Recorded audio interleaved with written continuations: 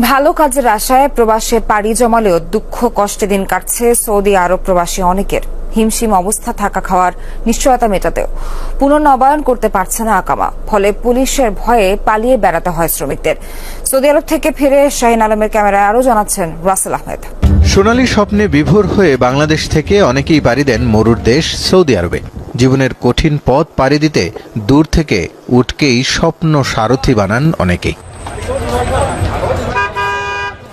রিয়াদ শহরে প্রায় 15 লাখ বাংলাদেশির বসবাস। হারা নামক এলাকাটি তাদের সবার কাছে পরিচিত। এখানেই ছোট বড় ফ্ল্যাটে মেস করে থাকেন সবাই। হারার ডিমান্ডগুলি বাংলাদেশিদের কাছে আরও পরিচিত নাম। প্রতিদিন অন্তত একবার ডিমান্ডগুলিতে উকি দেন প্রবাসীরা, কারণ এখানেই কাজের নোটিশ দেন ঠিকাদার। মাঝে মাঝে টহল পুলিশের সাইরেন শুনলেই সটকে পড়েন সবাই। রিক্স আছে কাজের অবস্থায় দলে তো রিক্স আছে, এটা তো নিষেধ।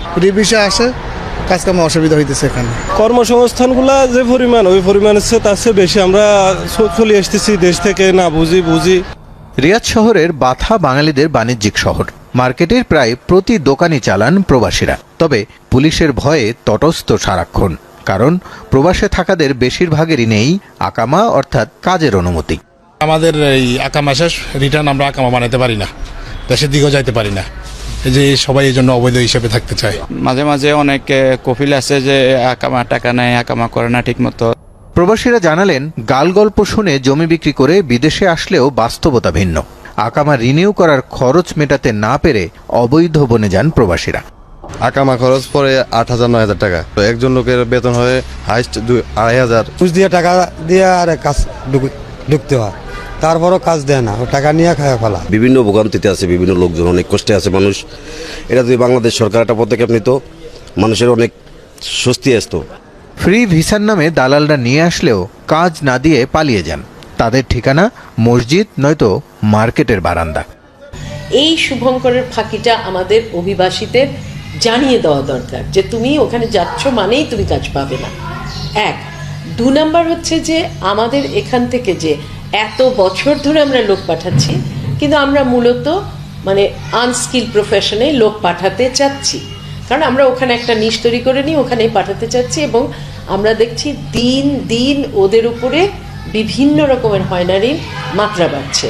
সৌদি আরবের কর্মসংস্থান মন্ত্রণালয় বলছে, প্রতারণা ঠেকাতে সরকারি পর্যায়ে কর্মী নেওয়া শুরু করেছে তারা।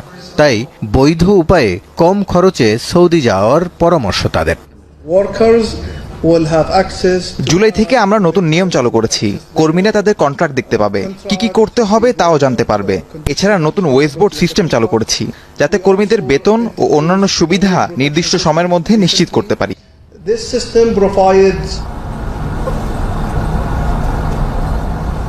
এখানে আসলে দেখা যায়, শোনা যায় প্রবাসে থাকা বাঙালিদের নানান দুঃখ কষ্টের কথা। পেছনের এই মসজিদটি সেরকম একটি দুঃখ কষ্টেরই জলজ্যান্ত উদাহরণ।